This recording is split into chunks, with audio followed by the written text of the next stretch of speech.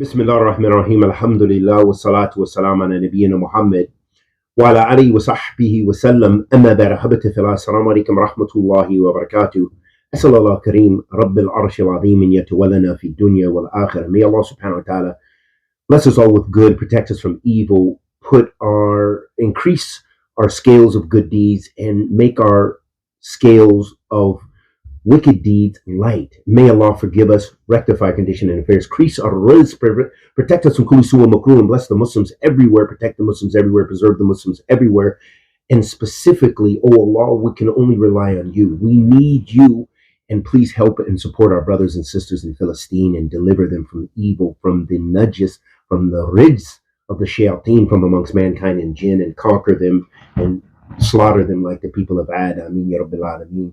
Ahabati fillah, a question was asked, is it a bid'ah if I made an intention to gather all the good du'as that I have been memorizing and saying it into one sentence? For example, I remembered all the good du'as that I have been making during tashahhud time. Then I decided to make a single du'a that comprises all the good du'as.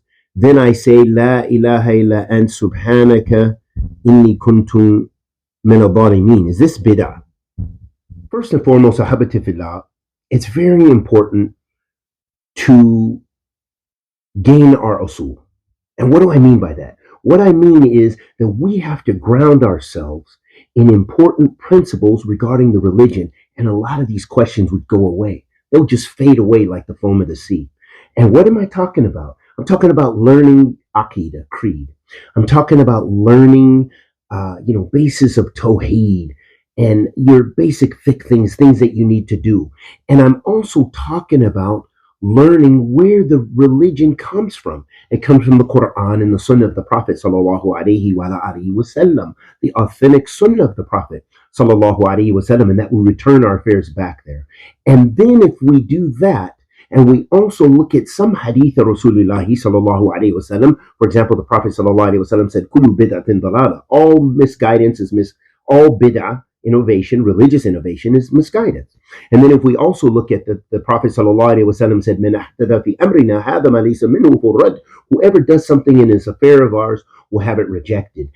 Right there, we already know. Then, hey, anything that I'm going to make regarding the religion, that could be a problem. It could be a bid'ah. Leave it. That already, you should already know, because now you have the mastar. You know you're talking about Quran and Sunnah, and you know you don't need to put any new way of doing ibadah in the religion. So new ways, it could mean that you are increasing something that wasn't increased. You're decreasing something that shouldn't be decreased. For example, someone who comes to the prayer and they say, well, 3 rakats for Maghrib is not enough. I need 4. And that's going to give me more ajr. Come bring me closer to Allah. No, that's bid'ah. It's rejected. Or they say, no, 3 is kind of heavy and it'll make it easier. Let's just keep it in common. Keep a commonality with Fajr, Rakatain. So let's just make Maghrib 2. No, bid'ah. You made it less. Okay? So don't alter ibadah. When it comes to supplication, you have a lot of, you have a broad way of making dua to Allah subhanahu wa ta'ala from the book and the sunnah. So many things that are prescribed. And you can make dua just from your heart, as long as you haven't innovated something and you haven't brought something which is new to the religion. You can ask Allah subhanahu wa ta'ala to increase your wealth, to, all kind of things that you need in your life. Okay, and there's no problem. And you can supplicate with those du'as, preferably, so you never have to ask questions like this, how the Prophet sallallahu alaihi wasallam did it, and then you're in perfect form. Okay, what is mashru', what is legislated. But if you are just combining dua, okay, meaning you're doing a lot of different duas, like you said in the tashahhud, there's no problem. But when you talk about making the intention to gather together all your duas and make it in one sentence, that is something new. That is something I've never heard of. So honestly, I would run from a practice like that. I would run from a practice like that, because now you're flirting with bid'ah. You're flirting with religious heresy, in that you're now Okay, combining all these dua, and it would be better just say the dua, this dua, ربنا آتنا في الدنيا حسنة في الآخرة حسنة وقنا عذاب النار. And then another dua, ربنا لا تزغ قلوبنا بعد إذ هديتنا وهب لنا من لدنك رحمة إنك أنت الوهاب.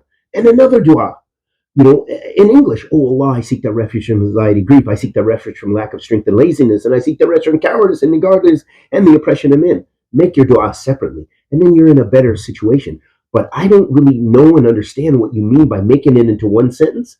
And honestly, I would run from it because that is how slight and how subtle bid'ah begins in the religion. And we ask Allah subhanahu wa ta'ala, the Almighty, to accept our good and forgive our evil, bless us and you with tawfiq, sincerity to Allah subhanahu wa ta'ala, and thabat ala sunnat Nabi sallallahu alayhi wa sallam, wa sallallahu wa sallam ala nabiyyina Muhammad wa ala alihi wa sahbihi wa sallam.